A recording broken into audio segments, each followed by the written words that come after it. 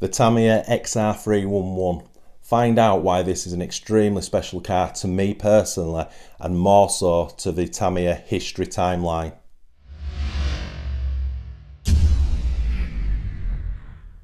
Hey guys, welcome back to Tamiya Legends, and once again thank you for stopping by. So I've got something rather special here today, but before we get into that I need to give a massive shout out and a big thank you again to Euro RC, who have sponsored this build for me. As I hope you know, Euro RC can be found across all the social media platforms. I believe they're one of the biggest online RC retailers now in Europe. In the description I'll put our special discount promo code, so you get 5% off anything you purchase. Yeah, they've been absolutely superb to me, so I honestly can't thank them enough. So again, all that information is in the description. Right, so let's get into this. There's quite a few reasons why this is special. So this is, first of all, this is obviously the re-re. The original came out in 1977 on part number 54004. Did you hear that number? That means this was Tamiya's only fourth RC car they did. That makes it special in its own right, but what is mega cool about this was the first off-road RC car Tamiya made in 1977. Now, don't get confused with tanks and things like that they've done earlier. You know, I'm saying this was the first off-road car that Tamiya did. That makes it rather special. You guys who know the XR311 will know that the year after, the Cheetah came out. Exactly the same chassis, but it had that Lamborghini Cheetah army body shell.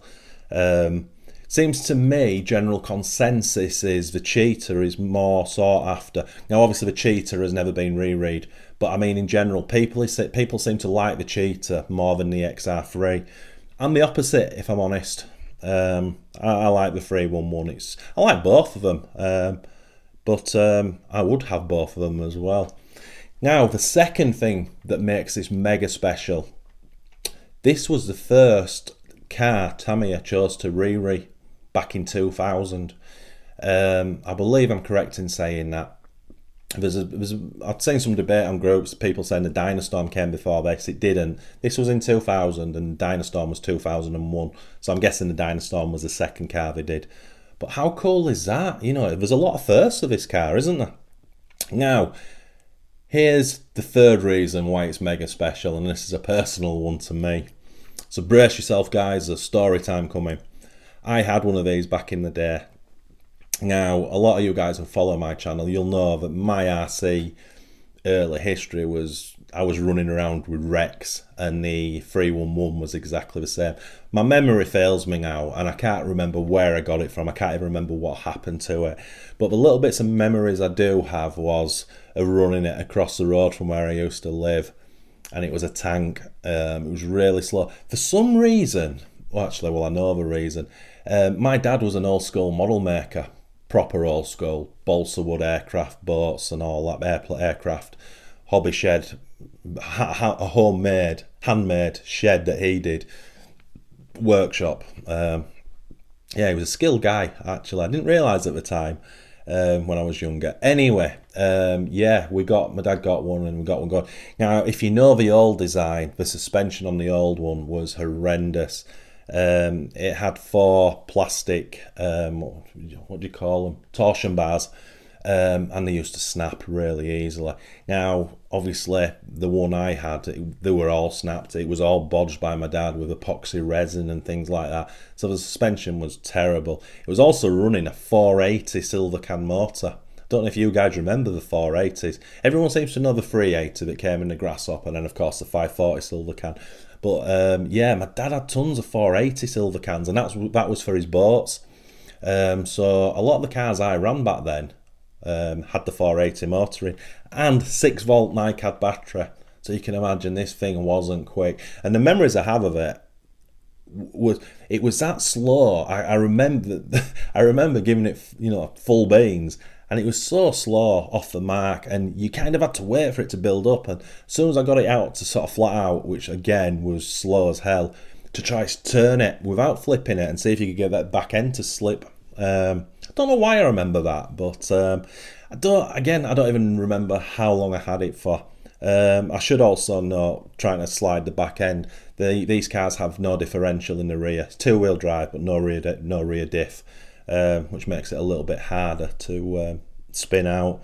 But a really cool thing. So let's get the camera over and have a look at this kit. So as always, the first thing to look at for me is the box art, and it, again, doesn't get any better from Tamiya, does it? Interestingly, it has this sticker on. So as I say, this was for Tamiya's first re-rig, but this sticker here, because they've used the same box art from the original. Now I don't know if it's 100%, well it won't be, but the majority of the box art, even on the sides, is identical to the original. So this sticker here down here says, this re-release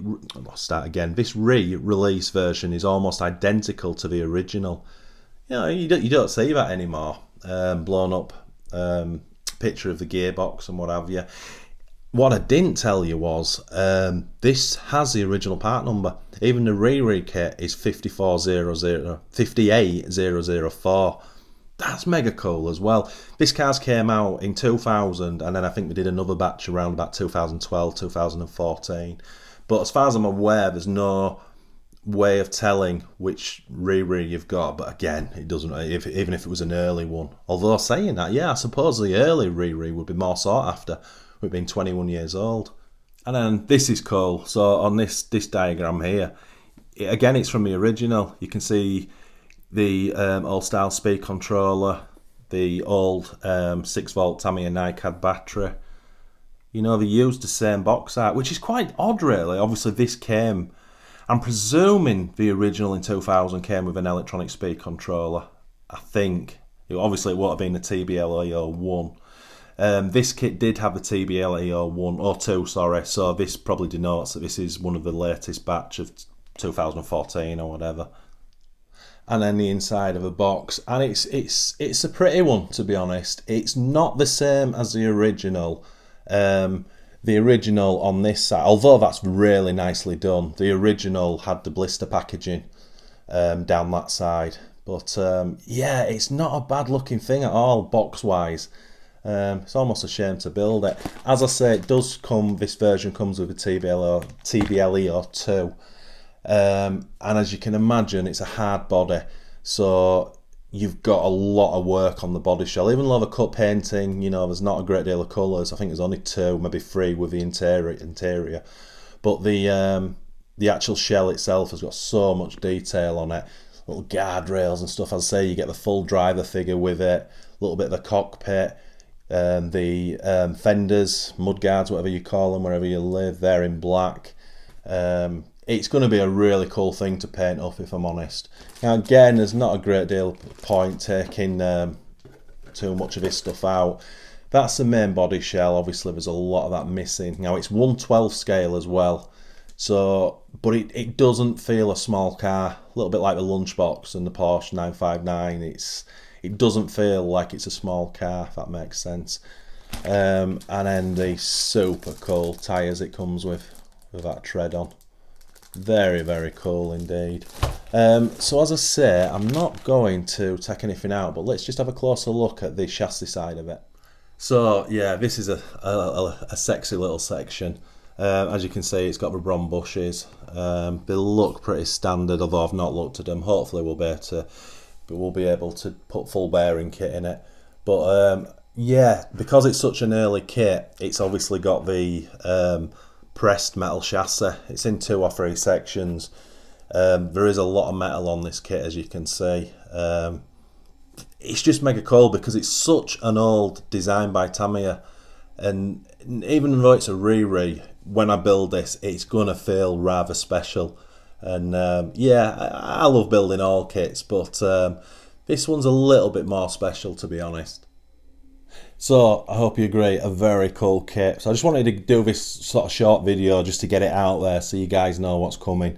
I have kind of gone, YouTube wise, I've kind of gone away from the detailed build videos, but this is 100% is getting that, because this is very different from anything else I've built on the channel. So next time you see this, yeah, we'll do a detailed chassis build. I've got the paints on order. It's, oh god, what's the colour? It's TS28 Olive Drab 2, I think the paint's called. And I've also had to order a couple of the small jars, the XF paints for the interior, colours I didn't have. So that'll be here in the next 1 or 2 weeks. I'll also have a look at the bearings, but I'm not overly bothered about if it's not fully not got a full bearing kit in it. Not the end of the world for me. And then obviously once the snow goes, this is not something I would dream about running in the snow.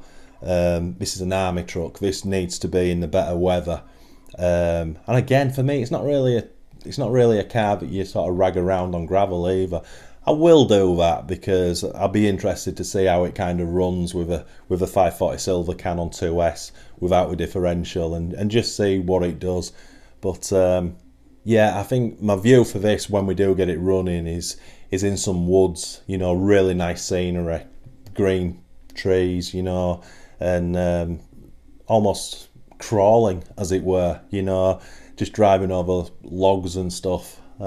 Yeah, very nerdy, but yeah, I am really looking forward to it. So yeah, again, just a massive thank you to Euro RC for supporting Tamiya Legends again. It's massively appreciated. And for you guys, obviously check Euro RC out. All the information and details and links and our promo code are in the description of this video. So yeah, please check them out. Because the more you buy off them using my promo code, I'll get more cars and I can make you more videos. That sounds bad, doesn't it? But that's kind of how it works. Anyway, guys, thanks again for watching. It's massively appreciated. If you are new to this channel and this is your first video, if you please consider liking and subscribing to support us. And if you do that, smash that notification bell for our weekly videos. And as always, happy RCing.